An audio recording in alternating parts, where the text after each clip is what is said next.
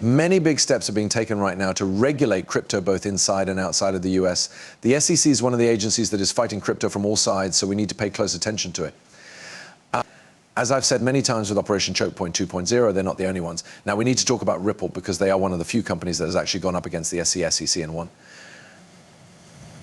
Now that's out of the way. Welcome to the channel, everyone. My name is Nick. If this video is your first time on the channel, I hope you decide to join by the end. Not only that, but don't forget to join the free Discord in the text below. You guys won't be sorry. That Discord has a lot of great useful knowledge. What do you guys want to do now? Go check it out. There are links in the text below. So let's get started and talk about a few things. Okay. I've said many times that the SEC has been losing more and more money when it comes to crypto. This goes all the way back to August 30th, 2023. It has been a year since then. Yes, losers have been heading up since then. On top of that, the SEC keeps giving up on a lot of big moves like Ethereum, but they are still fighting back against crypto. That is what we are going to talk about. But I wanted to bring this up again because yes, he has been losing pretty badly for the last, I would say 12 months. But it really started in the middle of 2023 when we brought attention to Operation Choke Point 2.0. I think that once everyone really understood what was going on, there was a big pushback against this and pressure on the SEC as well, which helped us get these losses. And by losses, I mean wins against the SEC, which made those losses pile up for them. In addition to this, we have from Brad Garlinghouse at the end of July.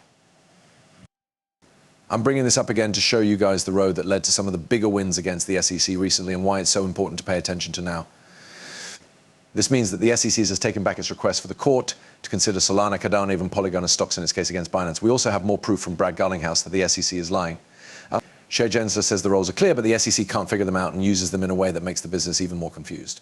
A political goal or bad faith legal strategies, but definitely not a commitment to following the law. We also have this. This happened more recently at the beginning of August. As you all know, the SEC asked for $2 billion, but the court lowered their request by 94% because they knew they had overplayed their hand.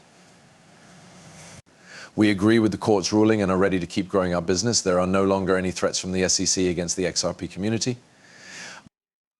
This is a win for Ripple, the business, and the law. This was a very important statement, and we did get more information from Stuart Adorati, who is the KO Chief Legal Officer at Ripple.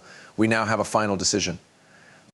The court doesn't agree with the SEC that Ripple acted carelessly, and she tells the SEC that there were no claims of fraud or intentional wrongdoing in this case, and no one lost any money. She says no to the SEC's ridiculous demand for $2 billion in fines and fees. We pay attention to the $125 million fine. The court has set rules for some past sales to third parties with a lot of knowledge. Again, if that's the case, they'll probably have to pay the $125 million fine. But there's still a little more to go in this case, so it's both a huge win and a huge loss for Ripple. For the SEC, listen, I'm not going to play this down or play it up. The SEC has lost a huge amount of money. Now let's build on top of this. From Smoke Dog, we can see that banks are already noticing that Ripple won its case against the SEC. Ripple has won this. In the US, XRP sales are possible. 60 days to make a case. The request must be turned in by early October. Want to be able to get this kind of institutional data as soon as it comes out. And you can check out the Smoke Room from Smoke Dog. Personally, I think you should because he's a great worker in the field and I've had the pleasure of talking to him. But here is a full analysis of the win. Also, this is the last part of the case between SEC and Ripple. After all this time, I'm really looking forward to putting this behind us because I think it will lead to big institutionalization on both the Ripple and XRP sides, which will be great for people who own XRP. On top of that, the fact that institutions are already enjoying this win shows where the appeal is going. Also, we have a bigger update about the SEC, especially the XRP side of things. This is because you may remember what the lawsuit was about in the first place. It was because the badge itself was safe. Why do I need to talk about this? Well, the federal court for the Northern District of California ruled that none of the tokens trading on Kraken are securities. This is because of the big news we just got from Marco Santori today. This is a big win for blockchain users everywhere and for Kraken's goal of being clear. It also backs up Kraken's long-held stance that it does not have any securities on it. The court also thought that the SEC's creation of the idea of a crypto asset security was, at best, unclear and at worst, confusing. The court pointed out the SEC's use of a straw man to ask out loud and in public why the SEC keeps saying that Kraken's stance means there needs to be a written contract for there to be a security. Even so, the court still let the case go to discovery. How? Keep reading. The court basically made the same difference in Kraken's case as it did in Ripple's case. A token is not a security, but the terms of a deal about a token might be. The SEC clearly lost this argument that tokens are stocks, and they will not be able to use it again. In its place, it will have to show that the Howey test factors are met for every alleged Kraken trade. They're not, and we can't wait to show this in discovery. The Kraken is going to fight, and it will win. But what's more important is that if the CC applies this standard across the industry, it will take a long time, cost a lot of money, and require a lot of finding for each of the millions or even billions of transactions in a single asset.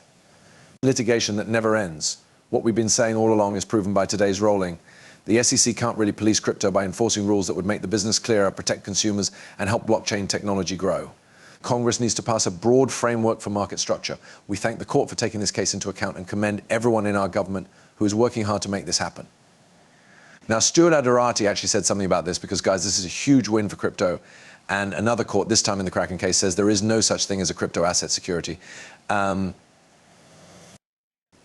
That's bad news for the SEC, whose whole approach of regulation by enforcement is based on that false premise. Guys, this shuts down the SEC's whole case against this business. They will have a hard time going after any specific crypto assets or crypto-based companies in the future. It's a big deal. This is why I wanted to bring up some of the news stories from the past about how the SEC lost in court and had to take back some of the requests and actions they took against these assets.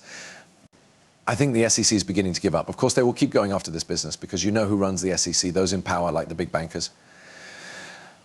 But with all of these big losses, big moves, and this big news about Kraken, I do think that this could be the last straw for the SEC. I've already said it 100 times. What has the SEC's end goal always been, whether they are going after Ripple or DeFi, to go after anything that is different from the way things are now? What do I mean? So let's look at DeFi as an example. Why have they always been going after DeFi? Yes, because you can make AP of 5% or more in DeFi. People never hear of that kind of AP when they talk about banks. On average, you'll make a fraction of a percent on your money in a bank savings account across the country. So if we look at what the SEC has been doing, it has been going after companies like Ripple that are fighting back against the big banks. You might say, well, Ripple does work with banks. They do work with banks. But don't forget what the whole thing does. When you send money across borders, it skips the middlemen like banks who are only there to take your money. This is why these businesses like Ripple have been hit. This is also why DeFi has been hit. Remember when someone tried to DeFi, it was in the middle of 2023. In the middle of 2023, what was going on? Yes, that's right. A lot of money was leaving banks, which means that people were taking their money out of the banks. It was also moving a lot of money into crypto. At about the same time that banks were beginning to fail, the big news came out that the SEC was looking into DeFi. When we really look at these things, like with Custodia Bank, a cryptocurrency bank, we can see motives not only from the SEC, but also from the US Fed and the FDIC. A lot of big agencies were involved, but it's all to protect the big banks who are the ones who pay for a lot of this nonsense. That would be the current lenders. They push their reason. It's like the American Bankers Association, right? One of the biggest donors to Brad Sherman's election campaign was that group. Who is Brad Sherman? Yes, of course, that's right. He doesn't believe that crypto bros can print money out of thin air. You could say that the US government does it, but then again, it's the US government. That is a ridiculous thing to say. And it's lawmakers like these who keep pushing their anti-crypto agenda because the big banks pay them to. A lot of big bankers and even the American Bankers Association give a lot of money to Brad Sherman. Because of this, when we look more closely at what the SEC has been doing and what has been going on around them, we see that they keep losing. I'm so happy for